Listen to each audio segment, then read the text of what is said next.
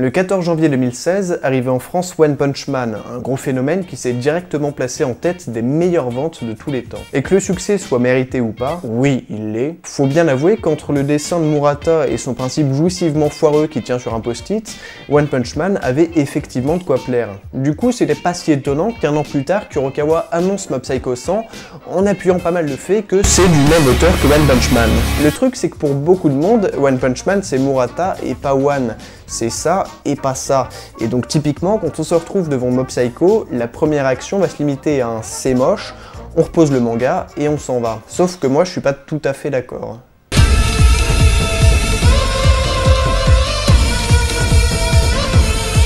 Vous allez peut-être trouver que je force un peu, mais je dirais que la première raison de lire Mob Psycho 100, c'est pour son dessin.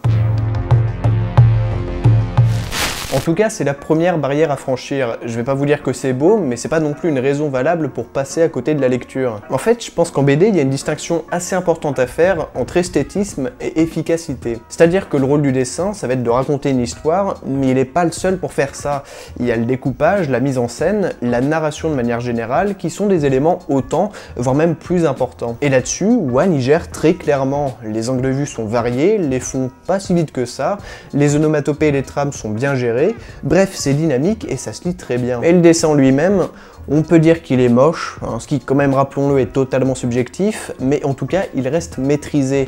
Il n'y a pas d'erreur d'anatomie ou de perspective, et l'auteur a un trait simple, mais qui est cohérent avec ce qu'il raconte. Son style est peut-être pas le plus esthétique, mais il fait certainement partie des plus efficaces, avec des petits changements de ton super bien dosés qui collent parfaitement aux ambiances. Bref, c'est pas parce que vous aimez pas un dessin que celui-là va pas fonctionner au sein des cases, et si vous faites la démarche de mettre de côté votre première impression et de poursuivre au-delà des 10 premières pages, Mob Psycho 100 saura très largement vous récompenser. Et ça pour une raison toute simple, One.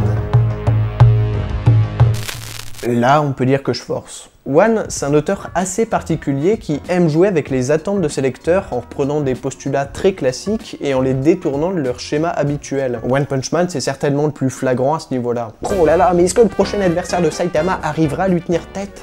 Avec Mob Psycho 100, c'est peut-être un petit peu plus subtil, mais on retrouve quand même cette manière de faire sur plusieurs passages, et même de façon globale, c'est pas facile de comprendre où est-ce que le manga va nous amener. Bref, One sait très bien nous mener en bateau, mais c'est pas son seul talent, puisque Mob Psycho 100, c'est avant tout Mob et son entourage.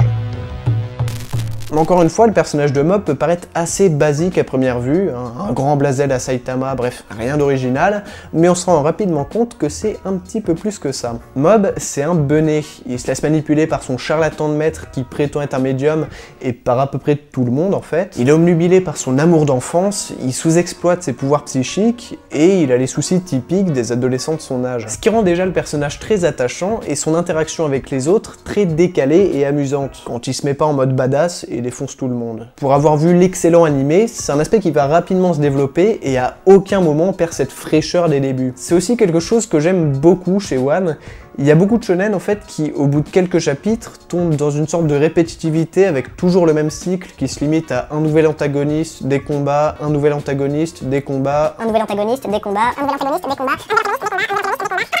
et on fait avancer l'intrigue principale tous les 10 chapitres. Tandis que lui, justement, il joue avec ce manque d'intrigue, ce qui fait que ça décolle jamais vraiment, ou plutôt ça ratterrit jamais vraiment. Bref, se limiter à un Mob Psycho 100 c'est moche, c'est passer à côté d'une vraie grande œuvre où tout est maîtrisé, d'un auteur atypique qui va peut-être pas tout révolutionner, mais qui au moins apporte à chaque fois avec lui un petit vent de fraîcheur, et ça, c'est beau. J'imagine bien que ça va certainement pas plaire à tout le monde, mais au moins tentez le coup, et je suis sûr que beaucoup d'entre vous en ressortiront plus grands. Mais avec 7,65 € en moins, là je veux bien comprendre que ça pique.